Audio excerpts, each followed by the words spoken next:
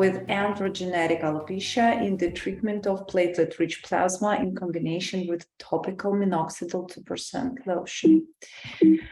I'm a doctor, dermatologist, and allergologist from Ukraine, but as well as I work as a dermatologist, I also work as a trichologist with helping my patients with scalp hair problems. So have lots of patients with female pattern hair loss, also known as androgenic alopecia. So today I want to share my personal research findings. So we all know that hair is an important part of our appearance and social communication, and hair loss can cause significant psychological trauma to both female and male patients. This problem is further exacerbated by the limited treatment options available, which give only temporary results with many chances of side effects. One of the main areas of research in trichology nowadays in this study is the study of various aspects of androgenetic alopecia. According to current concept, we know that the aggressive effect of androgens on the hair follicle in androgen-dependent areas of the scalp under conditions of genetic predisposition is considered as the main etiopathogenetic mechanism of AGAM. However, recent studies show that oxidative stress, microinflammation, premature apoptosis, and fibrosis can be considered as non-androgenic cofactors of its development. So we know that the role of inflammation in pathogenesis of androgenetic alopecia was suggested recently in 19th or 20th century. Later, a number of studies reported about the inflammatory infiltration of activated T cells and macrophages and moderate perifollicular fibrosis, which consisted of concentric layers of collagen found in horizontal sections of skull biopsies from areas of alopecia in women and men. And though the term microinflammation was proposed because the process was moderate and different from the destructive nature of classical inflammation. Among other reasons that can initiate and participate in the further progressions of androgenetic alopecia, oxidative stress is also considered. A number of independent studies have demonstrated the effect of oxidative stress on the induction of hair follicle cell apoptosis, which leads to an early transition to the catagen phase. From an immunological point of view, catagen is a consequence of reduced expression of factors responsible for the maintenance of the antigen growth factors, various variants like IGF, FGF, EGF, also cytokines, including increased TGF-beta, interleukin-1 alpha, and tumor necrosis factor alpha are involved in this process and as inducers of apoptosis. It was noted that the decrease in the proliferative activity of dermal papillae cells was associated with changes in cell morphology, including the expression of markers of oxidative stress and DNA damage. But so far, the effects of oxidative stress, the inflammatory component, and the fibrosis that has formed has not been studied properly. The elements of the molecular control of the immune system induce pathological degeneration of the hair follicle by apoptosis. Mediated organ death have not been studied as well. Therefore, the aim of my research was to study the immunohistochemical characteristics of the skin in women with androgenetic alopecia before and after treatment with platelet-rich plasma in combination with topical minoxidil 2%. For this case, we only included in the study female patients with androgenetic alopecia from first to second stages according to Ludwig scale. The material for this study were skull biopsies of 30 women with this disease with androgenetic alopecia, aged 22 to 40 years, who were monitored in the period from 17 to 20 years in Kharkiv. Patients received injections of platelet-rich plasma in combination with topical minoxidil 2% lotion. In the control group, there were 20 skin samples of women without signs of AGA and other diseases aged 25 till 40 years, who underwent autopsies in the pathology department, the clinical city hospital number 17 in Kharkiv. So now I want to share some results. Histopathological changes of the scalp in the main group of the study were quite characteristic, which allowed to morphologically confirm the clinical diagnosis.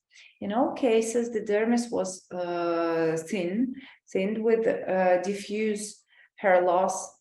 The presence of hair of different diameters and vellus, hair growing from miniaturized follicles, were noticed.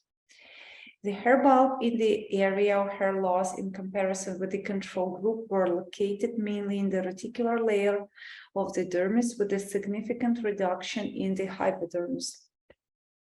Between the non-affected hair follicles and the area of empty hair bags, in the area of the upper part of hair follicles, areas of focal fibrosis of the dermis were found. They consisted of concentrically located bundles of connective tissue fibers. The number of sebaceous glands was increased compared to the skin of healthy women. In 28 cases out of 30, perivasculary, perifollicular, and between the acimus of the sebaceous glands, lymphohistiocytic infiltrate of varying severity was observed. So, as a result of immunohistochemistry, examination of skin biopsies found the following. About 76.6% of inflammatory infiltrate cells in the main group were represented by CD3 plus T lymphocytes. 30% of them were CD4 plus, and they were observed mainly in the perifollicular zone between the acimuses of the sebaceous and sweat glands. CD8 plus T lymphocytes accounted for 1/3 of all T lymphocytes and were found in the connective tissue layers and perivascularly in the dermis. In 28 cases and 2 cases in hypodermis.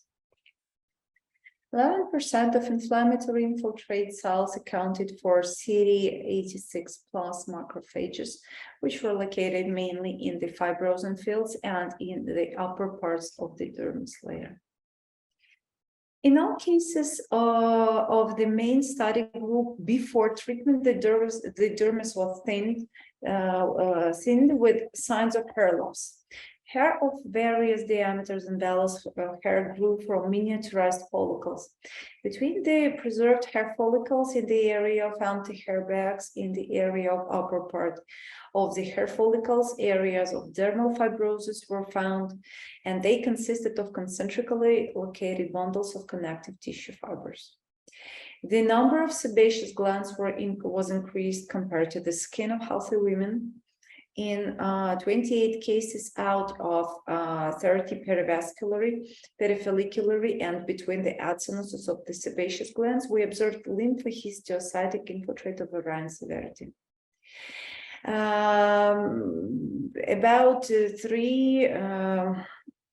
The majority of inflammatory infiltrate cells was CD3 plus T lymphocytes. And this confirms basically the inflammatory process that coexists in patients with androgenetic alopecia.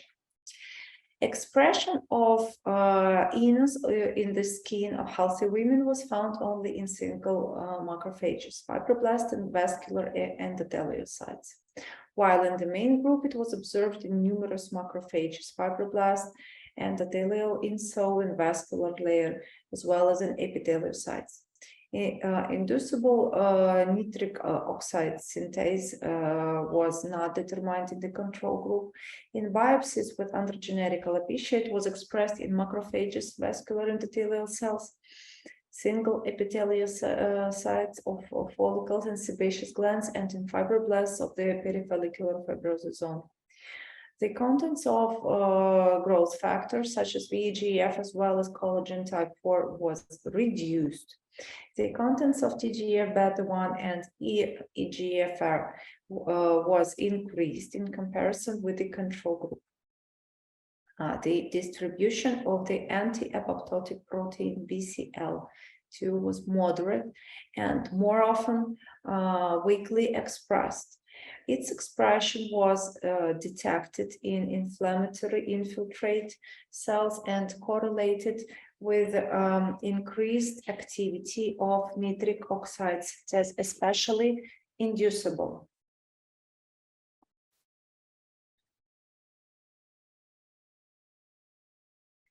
And after treating patients with platelet-rich plasma injections in combination with minoxidil 2% lotion, we observed the following. The thickness of the dermis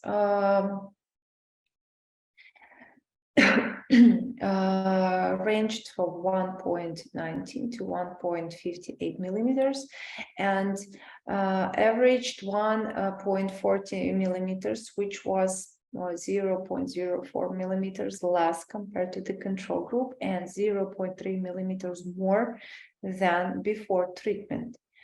Hair of the same diameter grew from follicles of normal size.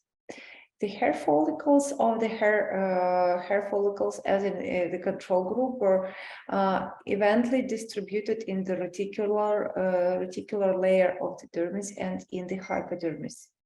The reticular layer differed in a network of connective tissue fibers with the free location of sebaceous and sweat glands, and observed in the skin of healthy women. In all 30 cases, mainly perivascular, diffuse lymphohistiocytic infiltrate occurred, perifollicular and between the acinuses of the sebaceous glands infiltration was not observed. Here we see the ratio of immunocompetent cells in the dermal infiltrating agar by study groups, and we see that CD3 plus T lymphocytes accounted for 17.6% of the total pool of the inflammatory component after the treatment. 6.8% and 5.9% were CD4 plus and CD8 plus T lymphocytes, respectively. 3.4% of inflammatory infiltrate cells accounted for CD68 plus macrophages, which were located mainly around the vessels and deeper parts of the dermis. The expression of nitrogen synthesis of enos and inos in the skin of patients of the main group after the treatment, as in the control group, was unidirectional, was detected at the level of 1+, mainly in the cells of insole, single macrophages, fibroblasts. The content at the location of growth peptides was also close to the indicators of the control group. Vascular endothelial growth factor, VEGF, transforming factor, TGF-beta1 marked the endothelium of the numerous capillaries of the reticular layer. Epidermal growth factor, EGFR, was determined as a weak reaction in the epidermis and epithelial cells of the vaginal hair. Type 4 collagen was found only in the basement membranes of the epidermis, sebaceous and sweat glands, hair follicles, and blood vessels. The expression of the anti-apoptotic protein BCL2 was moderate and was determined in the single inflammatory infiltrate cells, both in cases after treatment and in the control group. Currently, the search for the most effective protocols for the treatment of androgenetic alopecia still continues. Techniques with pronounced antioxidants, anti-inflammatory, and immunocorrective effects are discussed as promising areas of etiopathogenetic therapy of AGA.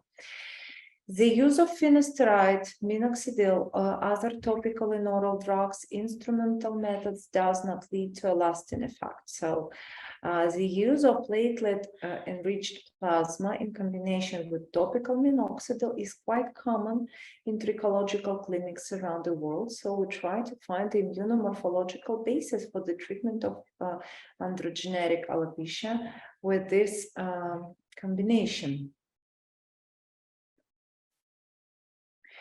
The results of the immunohistochemistry reaction in the dermis of patients with androgenetic alopecia in the form of increased expression of nitric oxide synthase, eNOS and iNOS, indicate the presence of oxidative disorders with an imbalance of immunocompetent T lymphocytes, CD3+, 4+, 8+, macrophages, CD68+, and growth factors, VEGF, TGF-beta1, EGFR. The basis of progressive alopecia is the production by fibroblasts of hair follicles of the pathological fraction on collagen type 4 with the development of perifollicular fibrosis and increased apoptosis. The use of platelet-rich plasma in combination with 2% minoxidil as therapy for androgenetic alopecia leads to the restoration of functional skin morphology, which is manifested by changes in the expression of immunohistochemical markers with levels close to normal skin. But nonetheless, further study of the signaling pathways involved in the hair growth should open new medicinal targets in the future. Thank you for your attention and greetings from Ukraine. And thank you for inviting to be a part of this event. Thank you so much for this wonderful presentation. It was really insightful. If anyone has any question, you can please shoot across.